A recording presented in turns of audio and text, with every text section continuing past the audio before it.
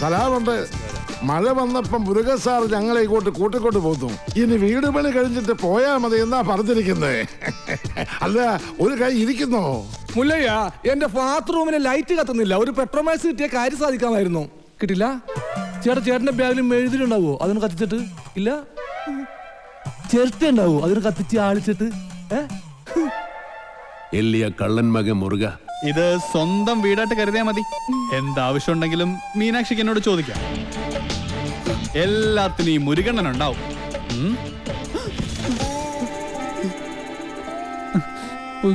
ഇവിടെ നിൽക്കണ്ട. മഴ പെയ്തപ്പോ എല്ലാരും കരച്ചിലോടെ കരച്ചില്. പ്രായമായ പെൺകുട്ടികളും കൊണ്ട് ആശാൻ എങ്ങോട്ട് പോനാ? ഞാൻ പറഞ്ഞു, മല്ലയ്യ അത്ര മനസാക്ഷി ഇല്ലാത്ത ആളൊന്നുമല്ല. വലിയ വീടല്ലേ ഇവിടെ കിടക്കണേ. നിങ്ങളെ ഇങ്ങോട്ട് കൂട്ടിക്കൊണ്ട് വന്നാൽ മല്ലയ്യക്ക് സന്തോഷമാവുള്ളൂന്ന്. ഈ മനസ്സ് എനിക്കറിഞ്ഞൂടെ? നിന്റെ ആസനത്തിൽ നീ തന്നെ സുണ്ണാമ്പ തേച്ചാ മതി. എന്റെ അടുത്ത് പറഞ്ഞു ആന്തി മകനെ, നന്നെ ഞാൻ മൂർക്കാൻ കൊണ്ടിയാ നീനു. ആ പെണ്ണിനെ അവിടെ കണ്ടപ്പോഴേ ഇവന് തുടങ്ങിയതാണ് ക്രിമികടി. ഇവന്റെ ആസനത്തിൽ സുണ്ണാമ്പ് തന്നെ തേക്കണം. അവരെ ഒരു വാടക വീട് കണ്ട് അങ്ങോട്ട് മാറ്റും. ശരി. അതെ, ഈ നാട്ടിൽ എവിടെങ്കിലും വാടക വീട് കണ്ടുപിടിച്ചോണ്ട് വന്നാ തന്നെ ഞാൻ കൊല്ലും. ഇവിടെ അഹങ്കാര കട്ടാത്തോന്നും ഞാൻ ഇവിടെ വീട്ടിൽ വന്ന് താമസിക്കണം. കൊമ്പുനോടും കൊള്ളാം. നിനക്ക് ഡ്രൈവിങ്ങിനേക്കാൾ നല്ലത് കുക്കിംഗ്. എല്ലാം നല്ല രസമായിട്ടുണ്ട്. താങ്ക്സ്. ഇതെല്ലാം ഉണ്ടാക്കിയത് ഞാനല്ല, ഈ ഗൗരിയാ. ഓ, അത് നല്ല എല്ലാം ഭയങ്കര ഉപ്പ്. എല്ലാത്തിനും നല്ല ടേസ്റ്റ് ഉണ്ടല്ലോ. നിന്റെ നാക്കല്ല എന്റെ നാക്ക്, എന്റെ നാക്കല്ല നിന്റെ നാക്ക്. മുച്ചോണ്ട് തിന്നോ നന്മകനെ. ഈ ചമ്മന്തി ഞാൻ ഉണ്ടാക്കിയതാ. ഇതുകൊണ്ട് ഊണ് കളിക്കാം. അല്ലെങ്കിലും മീനാശി എല്ലാത്തിലും മുടിക്കുക, കാണാനും മുടിക്കുക. പിന്നെ വേറെ ചില ഹുടികൾ കൂട്ട് കൊബ്ബയില്ല അഹങ്കാരം കുട്ടി കൂടെ ഇരിക്കേ. ഞങ്ങൾ പിന്നെ കഴിച്ചോളാം. കൂത്തൊള്ളി. വേണ്ട മല്ലയ്യ. നീ എന്താടാ എഡ്മിട്ടെ? വയറ് നിറഞ്ഞു. നിറഞ്ചാ? മീനാക്ഷി, മല്ലയ്യ ഒരു ജ്യേഷ്ഠനായിട്ട് കണ്ടാ മതി കേട്ടോ. എന്തേ? അല്ല, ഒടുക്കത്തെ ഗ്ലാമറായിട്ട് ഇറങ്ങിയിരിക്ക. പിന്നെ എനിക്ക് കുറച്ച് കാര്യങ്ങൾ സംസാരിക്കാനുണ്ട്.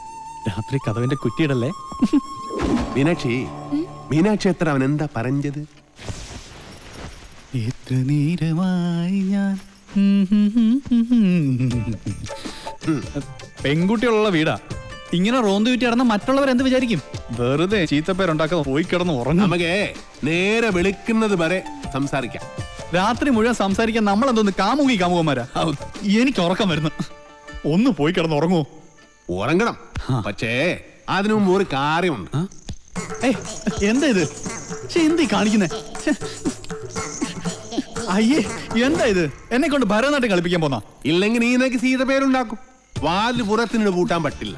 നീ എഴുന്നേര് നടന്നാൽ എനിക്കറിയും. അവൻ ആരെഴുന്നേറ്റ് നടക്കാൻ പോന്നു? കാലിങ്ങനെ അനക്കല്ലേ ശബ്ദം കേൾക്കും. നീ നടക്കുന്ന ശബ്ദവും കാലണക്കുന്ന ശബ്ദവും എനിക്കറിയാൻ പറ്റും.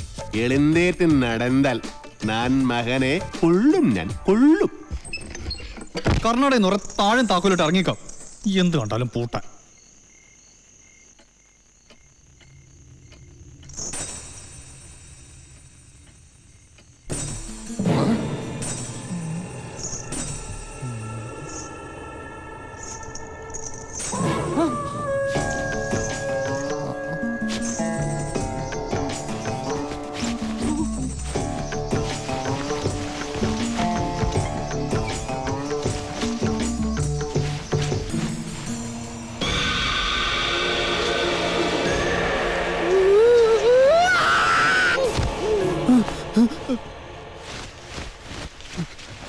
ശവം.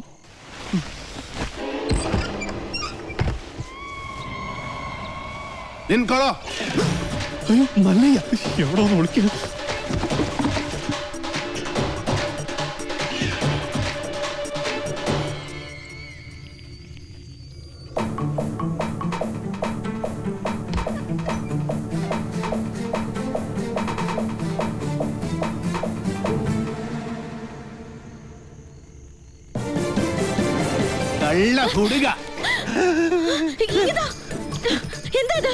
മുരുകൻ. മുരുകൻ മുരുകനല്ല, ശ്രീകൃഷ്ണ.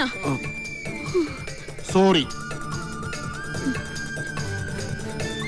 എന്താ? സോറി.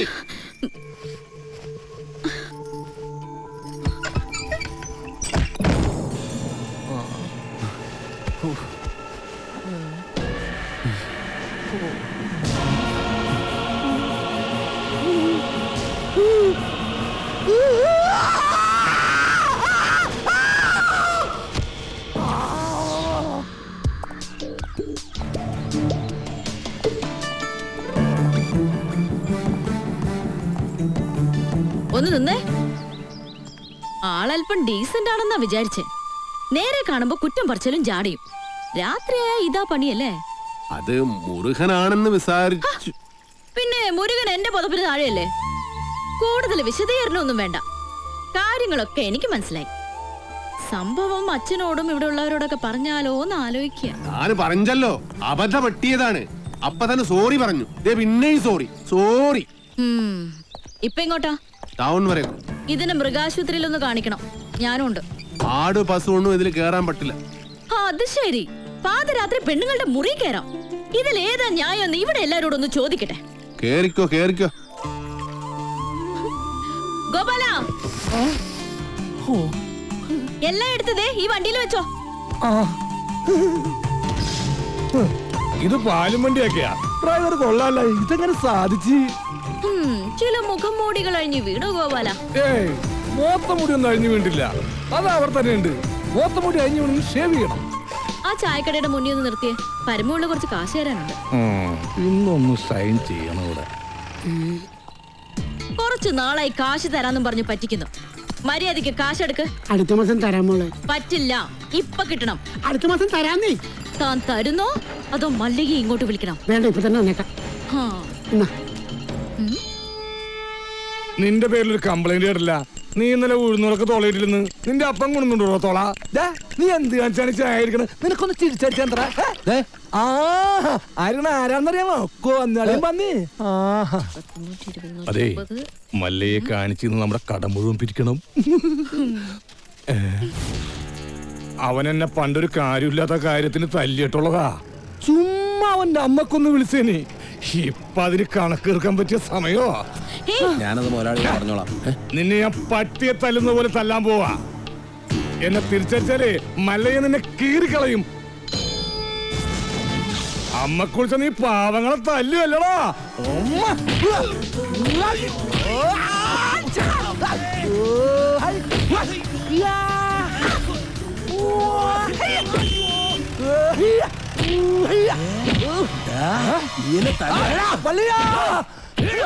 എന്നെ എത്ര വേണമെങ്കിൽ അമ്മ കുളിച്ചോ.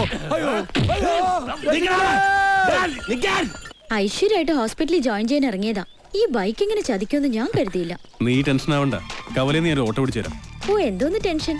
മെറിറ്റ് അടിസ്ഥാനത്തിലല്ലാതെ കാട്ടാപ്പള്ളിയുടെ റെക്കമെൻഡേഷനിലാണ് ജോലി കിട്ടിയതെങ്കിൽ അത് വേണ്ടെന്ന് വെച്ചിട്ട് പോരാനാണ് എന്റെ തീരുമാനം. ഏതായി ചപ്രത്തലേ? എന്നെ മനസ്സിലായെന്ന് തോന്നുന്നു. ഞാൻ മഹാചട്ടമ്പി ആണെങ്കിലും എന്നെ വിശ്വസിക്കാം. ഞാൻ ദശമൂലം വൈദ്യരാണോ? ശിവനാണല്ല. തല്ലിന് പോകുന്നതിന് മുമ്പ് ദശമൂലാരിഷ്ടം കഴിക്കുന്നത് കൊണ്ട് ചിലർ അങ്ങനെ വിളിക്കും.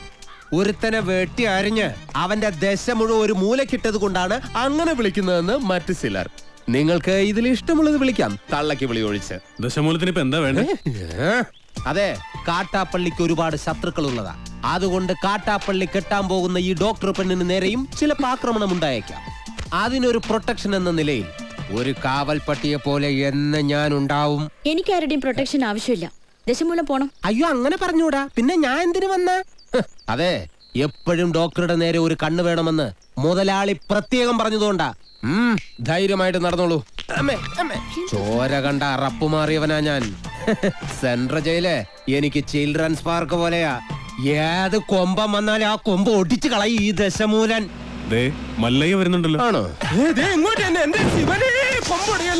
ധൈര്യം ഉണ്ടെങ്കിൽ കണ്ടുപിടി. ഹലോ ഡോക്ടറെ, നിങ്ങളുടെ നാട്ടിൽ വന്നിട്ട് കാണില്ലല്ലോ. ഞാൻ കഴിഞ്ഞ ദിവസം ഇങ്ങോട്ട് വന്നതേ ഉള്ളൂ. നിങ്ങൾ തമ്മിൽ നേരത്തെ അറിയൂല്ലേ?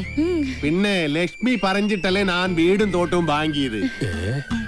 ഇവിടെ വന്നിട്ടുള്ള വീരകഥകളൊക്കെ ഞാൻ അറിഞ്ഞു. ആ കാട്ടാപ്പിള്ളി ഇപ്പോ എന്നെ കെട്ടണമെന്ന് സ്വയം തീരുമാനിച്ചങ്ങ് നടക്കുക. അവന്നെ ഹോക കേളു. ഇവിടെ ഇപ്പൊ ചോദിക്കാൻ ആനുണ്ടല്ലോ. ലക്ഷ്മി ധൈര്യമായിട്ടിരിക്കെ. മനസ്സിലെ ആഗ്രഹം പോലെ എല്ലാം നടക്കും. ഒരെണ്ണം ജീപ്പിനകത്തും ഒരെണ്ണം പുറത്തും. അഷ്ട സാക്കൽവാ. നീ ഒരു കാതൽ മല്ലയ്യ തന്നടാ. അപ്പൊ പോട്ടെ. എങ്ങാനും വന്ന എന്റെ ശവം കാണേണ്ടി വരും. അതെ, ഒന്ന് നിന്നേ. അയാൾ എന്നെ കണ്ടായിരുന്ന?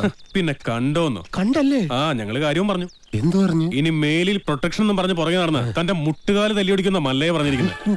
ചുമ്മാ പറഞ്ഞായിരിക്കുമല്ലേ? ചുമ്മാ പറഞ്ഞതാ. അയാൾ ശരിക്കും പറഞ്ഞതായിരിക്കും. അയാൾ ചെയ്യുമെന്ന് പറഞ്ഞ ചെയ്തിരിക്കും. കുടുംബത്ത് കയറി വെട്ടിപ്പറിച്ചിട്ടിട്ട് പോകും. പിന്നെ നിങ്ങക്ക് താല്പര്യമില്ല, ഞാൻ ഇനി നടക്കുന്നില്ല. പോരാ.